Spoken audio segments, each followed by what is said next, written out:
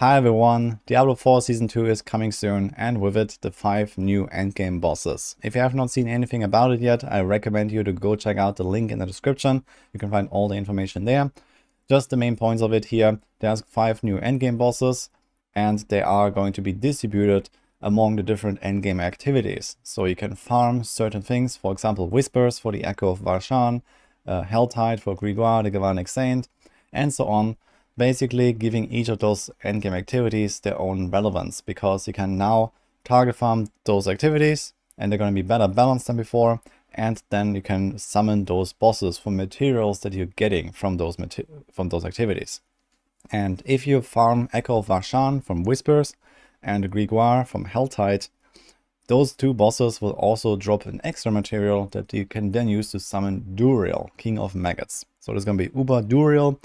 Basically a beefed up version of the boss. We haven't seen it in action, and this is going to be the hardest one and the most rewarding one, because you can farm this boss for uber uniques. You can get Shaco, Doombringer, Grandfather, all that good stuff from Duriel at probably a very low drop rate, but seemingly a realistic drop rate. So it sounds like you can actually expect to be able to grind those uber uniques now.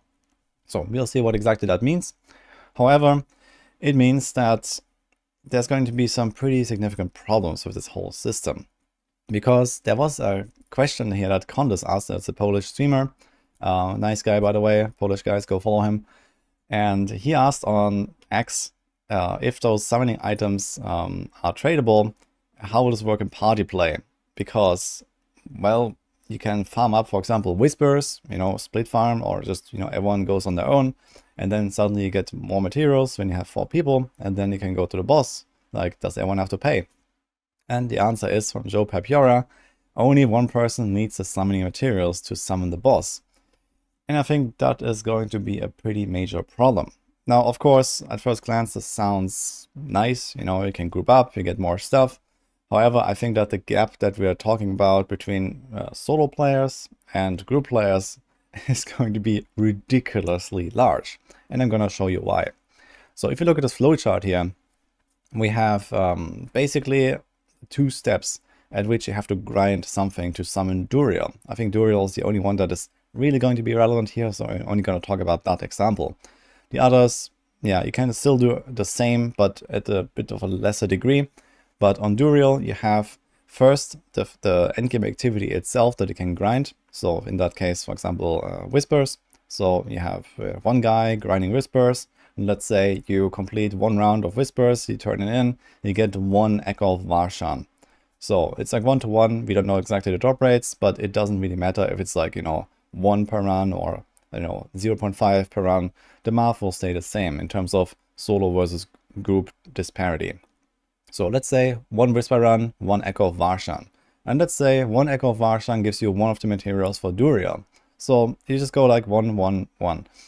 And then, of course, you have to do the same with Helltide. So you do, let's say, 1 chest in Helltide, and then you can summon in Grigor. And then 1 of those Grigor kills gives you the second material for Duriel. So you combine those 2, you have your Duriel. Now, if you're in a party, well, it's getting really funny. So if you have 4 people farming Whispers, then they can summon 4 Echoes of Varshan in the same amount of time that a solo player can. So you get it ×4 basically, just from having 4 people split up, doing their own Whispers, and then you can group up again and then summon Varshan 4 times in a row. And, well, you do the same on Helltide. You have Helltide, you do Grigor 4 times in a row, and suddenly you have 4 summons. And now the thing is that if you do those 4 summons with 4 people each, you're gonna multiply the mats that you need for Duriel yet again by ×4. So it's gonna be a ×16 in terms of extra efficiency, because first you have 4 Varshans, and then you go there with 4 people 4 times. So you can potentially summon 16 Duriels in a row, basically, using a full 4-player party, compared to just, 1 player doing the same time investment, or nearly the same time investment. You still have to finish the boss, I guess, but pretty close to the same time investment, I guess. And suddenly you have ridiculous amounts of Duriel attempts. Now the loot from Duriel is not going to be tradable. Uniques are not tradable as far as I'm aware. So in party play, this is not really going to be like an extra advantage of, you know, bringing extra people that would trade the Shaco to you or something like that.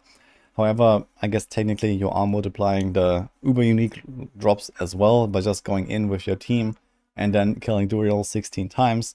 And, you know, there's 4 people that can get a loot there. So in general, this means that party play will have a massive, a ridiculous amount of advantage here compared to solo players. And I think this is not going to feel good.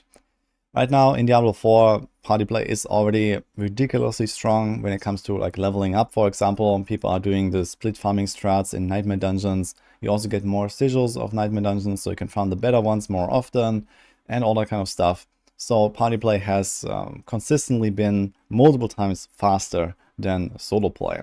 But I think what's going to happen here, if this system is going to work something like what I just described, is going to be way out of proportion of what it should be. Personally, I don't really have a problem with party play being a bit better than solo play or something like that. It's an online game, it's a Blizzard game.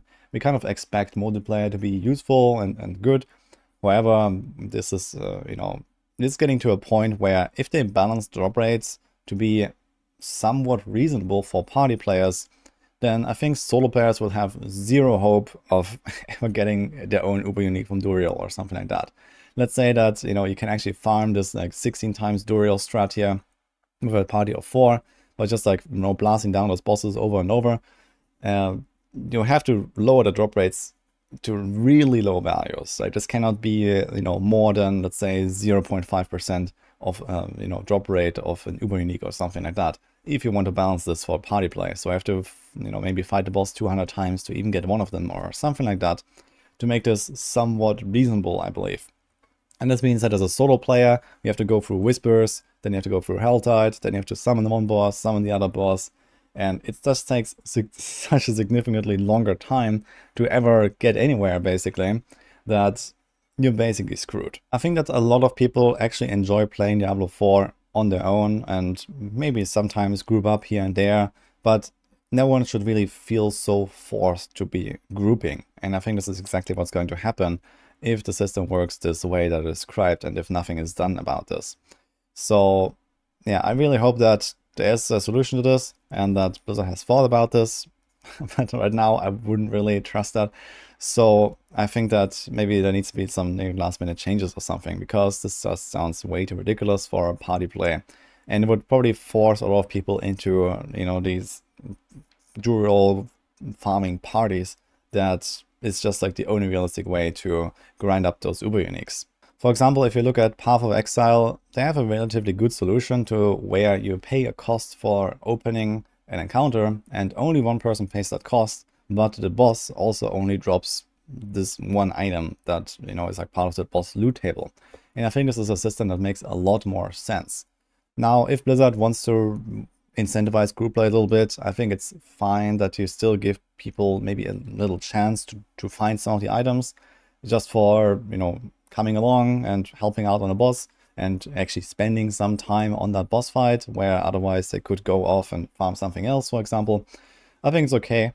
But for example, those summoning materials, I believe absolutely cannot drop for other players that did not summon the boss themselves.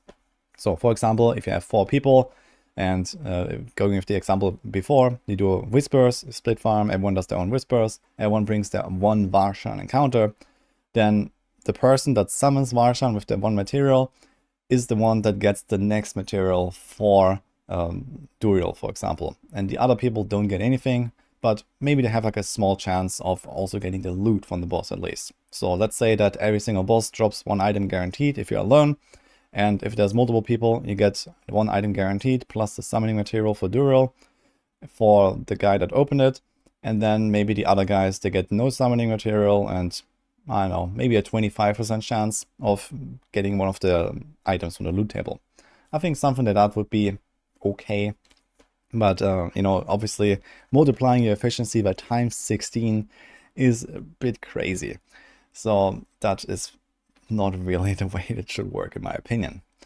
That is also about it for this video though. So let's see what will happen exactly. Of course, this is still some speculation because we have not actually played with the system. However, I think this is a pretty major risk of what could happen, and I think it should be addressed before the season starts. Because if this goes live and then it gets nerfed, yeah, people are not going to be happy either way either. So let's see what happens. But this is what I want to get out here. Let me know what you think. Maybe have another idea of, you know, what could be done or how this should work. And let's see what Blizzard will do in the end. That's it for this video. Hope you enjoyed this, and I'll see you guys next time.